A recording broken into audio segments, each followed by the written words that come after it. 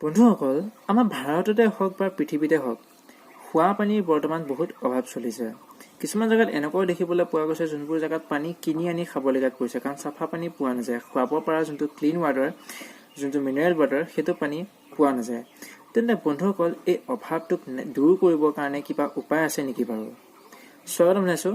আজি মোৰ এই ভিডিঅ'টোত আপোনালোকে সেইটোৰ বিষয়ে জানিব পাৰিব যে ভাৰতৰ এটা টীমে খোৱা পানী ক্লিন ৱাটাৰ উলিয়াবৰ কাৰণে বতাহৰ পৰা পিউৰিফাই কৰি পৰিৱৰ্তন কৰি খাবলৈ পৰা পানীলৈ তেনেকুৱা এটা মেচিন উলিয়াইছে, যোনটোৱে সেইটো কৰিবলৈ কাৰণে সক্ষম হৈছে।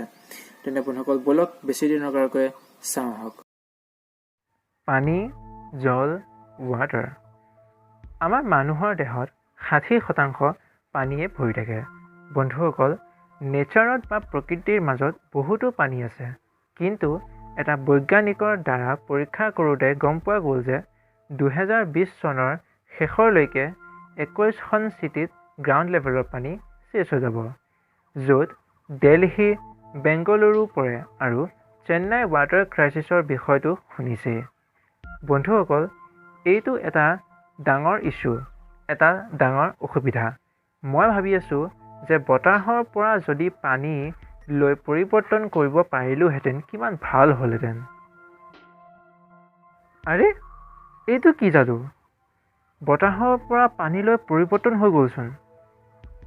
এইটো সত্য। বন্ধুসকল, বতাহৰ পৰা পানী বনোৱা এতিয়া সম্ভৱ হয়, আৰু এইটো যাদু কৰি পেলালে চেন্নাইৰ এটা চাইণ্টিষ্টৰ টীমে।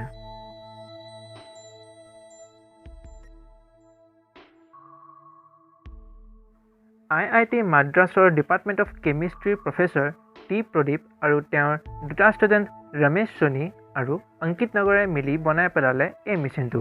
নাম হৈছে বায়ুজল। এইটো মেচিনে এটমছফেৰিক হিউমিডিটিটোক পৰিৱৰ্তন কৰি দিয়ে শুদ্ধ পানীলৈ, আৰু এই টেকন'লজিটোক কোৱা হয় এটমছফেৰিক ৱাটাৰ জেনেৰেটৰ, মানে AWG, অৰ্থাৎ বতাহৰ পৰা পানীলৈ পৰিৱৰ্তন কৰা। ভাবকচোন, বতাহত কিমান পানী আছে তেন্তে?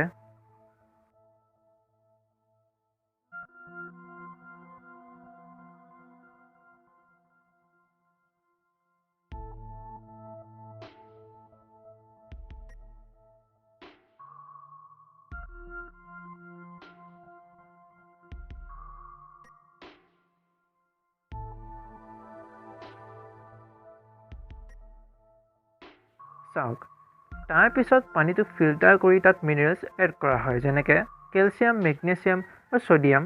তাৰপিছত গৈ এই পানীখিনি খাব পৰা হৈ পৰে। বন্ধুসকল, এইটোৱেই আছিল বতাহৰ পৰা বা একোৱেই নোহোৱাৰ পৰাই পানীলৈ পৰিৱৰ্তন কৰা প্ৰচেছ। কিন্তু এই মেচিনটোক প্ৰতি ঘৰৰ মানুহৰ মাজলৈ হোৱাটো কৰিবলৈ সিহঁতৰ এটা ডাঙৰ পদক্ষেপ।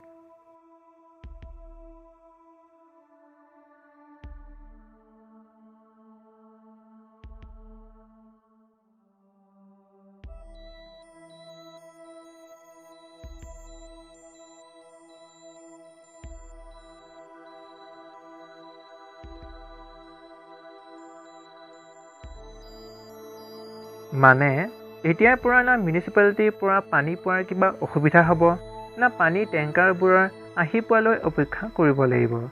যি পানী হ'ব ঘৰতে হ'ব। বায়ুজল মেচিনটোৰ দাম হৈছে 50,000 টকা, মানে প্ৰতি বছৰে 5,000 টকা ইয়াৰ মেইনটেনেন্সৰ নামত, আৰু প্ৰতি মাহে 500তকৈও কম টকাত পানীৰ প্ৰব্লেম চল্ভ হৈ যাব। 30 লিটাৰ, 100 লিটাৰ আৰু 400 লিটাৰৰ পিছত এতিয়া 2000 লিটাৰৰ পানী দিয়াৰ মেচিনটো এই টিমটোৱে বনোৱাত লাগি আছে, আৰু এই মেচিনটো পূৰা ছ'লাৰ পাৱাৰত চলিব, মানে প্ৰতিদিনে 8000 গ্লাছৰ পানী পাব।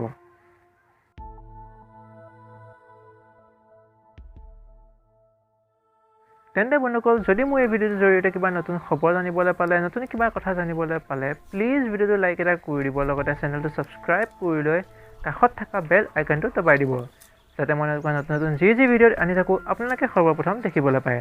আৰু লগতে প্লিজ কমেণ্ট কৰি জনাব কেনেকুৱা পালে, আৰু ভিডিঅ'টো শ্বেয়াৰ কৰিবলৈ একদম নাপাহৰিব। তেনে লগ পাম আকৌ এটা নতুন ভিডিঅ'ত। তেতিয়ালৈকে ধন্যবাদ। জয় অসম।